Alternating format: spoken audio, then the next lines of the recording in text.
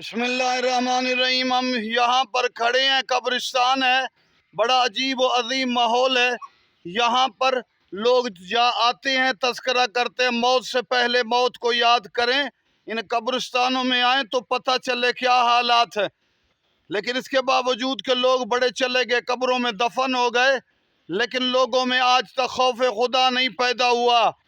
خوف خدا نہیں پیدا، اللہ کا خوف چھوڑا تو پھر باقی خوف داخل ہو گئے، لہذا آج مسائل اور پریشانیاں بڑھ گئی ہیں۔ چاہتے ہو خوفوں سے بچیں تو پھر کیا کریں؟ یہ دیکھیں، ہم دکھا رہے ہیں قبرستان۔